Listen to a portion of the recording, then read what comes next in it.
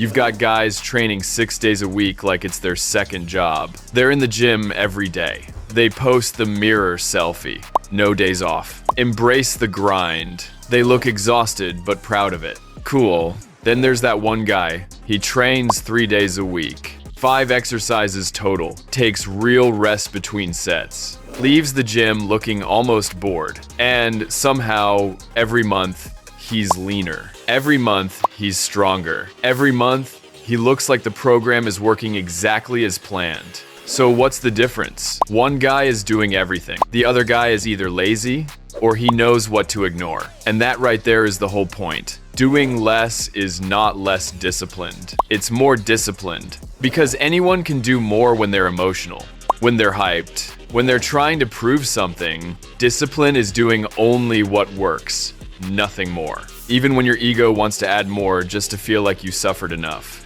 So let's break down the do less, get more approach that actually builds muscle, gets you lean, and keeps you consistent for years. First rule, train 2 to 3 times a week. That's it. Training a muscle 2 to 3 times per week is the sweet spot for growth. You get enough stimulus to force adaptation and enough recovery to actually build. Most people miss this. They think training is where muscles grow. No. Training is where you create the signal. Recovery is where the body responds. And yes, research backs this up. Once you hit a certain point, your muscles care way more about total weekly hard sets than about how many days you show up. 12 sets is 12 sets, whether you do them across 3 days or 6. So the guy training 6 days thinks he's winning because he's there more. But you show up 3 times, hit everything hard, recover properly, and never burn out. That's why you keep progressing while he keeps restarting. Most people look at 3 days a week and call it lazy. But training every day with no recovery plan is not discipline. It's just impulse.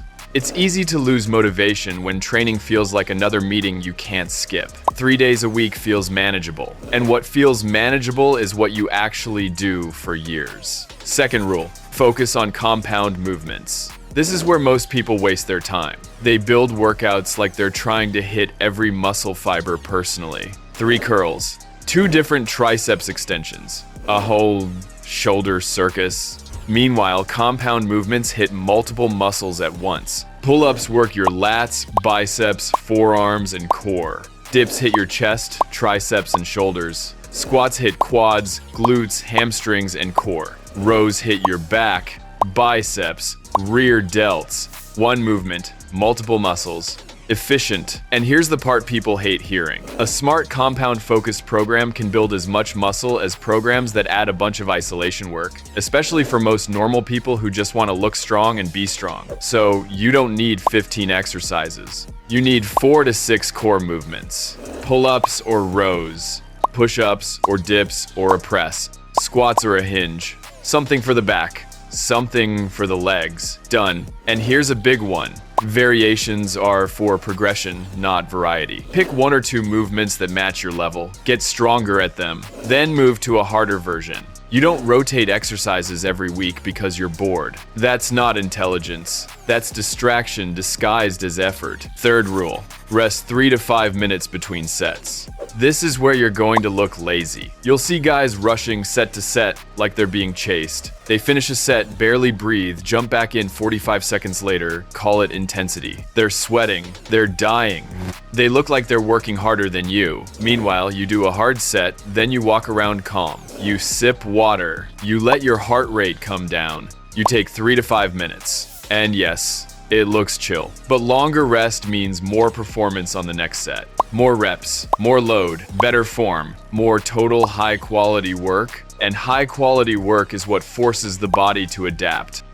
If you rush your rest, you're not training muscles anymore. You're training fatigue. You're just tired, not stronger. So rest like you're trying to win, not like you're trying to suffer. Fourth rule, do 10 to 20 hard sets per muscle group per week. This is the volume sweet spot for most people. And this is where people accidentally destroy themselves. They'll do 5 sets of pull-ups, 5 sets of chin-ups, 3 sets of rows. Then they do it again 2 days later. Now you're at 30 plus sets for back in a week. And they wonder why their elbows hurt, their recovery sucks, and they're not progressing. more is not always better. After a point, you get diminishing returns. So if you train a muscle 2 to 3 times per week, you're aiming for about 4 to 8 hard sets per session for that muscle. Each set in the 5 to 15 rep range, close to failure. Not every set needs to be death, but it needs to be honest. And then you stop. This is the hardest part for ego-driven people.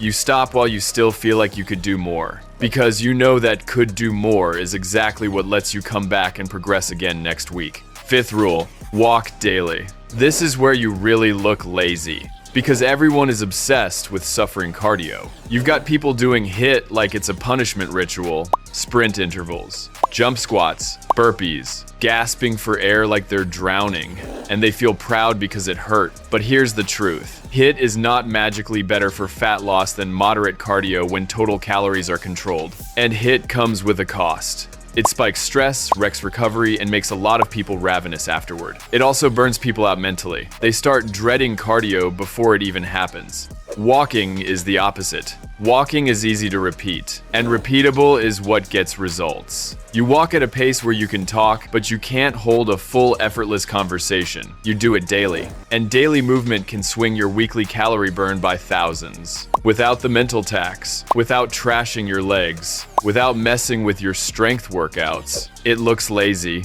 but it works. 6th rule, sleep 7 to 8 hours. This is the one everyone skips while they obsess over everything else. You'll see guys tracking macros down to the gram, timing pre-workout like it's a science experiment, buying supplements like they're building a pharmacy, and they're sleeping 5 hours. Your muscles don't grow in the gym. They grow when you sleep. So if you're up at 2 a.m. scrolling, your body is basically sitting there like, are we building muscle or not? Sleep like trash, and your body goes into damage control. Higher stress, worse recovery, lower performance. And yes, in many people, that can show up as worse hormone profiles over time too. Meanwhile, the guy training 6 days a week but sleeping like garbage is getting half the results with twice the burnout risk. So make it non-negotiable. 7 to 8 hours. Consistent schedule if you can. Dark room, cool room. Because sleep is the laziest way to build muscle, and it works better than most of the things you keep spending money on. Now, if you want the simple weekly structure, here it is. 3 days a week, full body. You pick 5 movements. 1 pull, pull-ups or rows. 1 push, dips, push-ups, or a press. 1 squat pattern. 1 hinge pattern. 1 extra, depending on your weak point. You do a few hard sets for each. You rest properly. You leave. Then you walk daily. You eat simply. You sleep like it matters. And you repeat. Not for 3 weeks. For years. Because that's how you actually win. Now here's the part people really need to hear. Which approach requires more discipline? Approach A. Force yourself to train 6 days a week. Eat in a way you hate. Do cardio that destroys you. Keep adding more because you think more equals better. Burn out in 3 months. Approach B. Train 3 days a week for years. Walk daily. Keep your volume in the effective range. Rest long enough to actually perform. Stop even when your ego wants more. Recover properly. Progress every month. Never need motivation because the system is sustainable. Most people pick A because it feels harder today. It feels like discipline in the moment. But B requires more discipline long term because you have to resist the urge to do extra just to feel like you earned it. You have to ignore people who don't understand. You have to stop chasing exhaustion as proof. That is real discipline, doing only what works, nothing more. So, the next time you see someone grinding 6 days a week, remember, more effort is not the same as more progress. The guy doing less might not be lazy. He might just be smart enough to ignore the noise.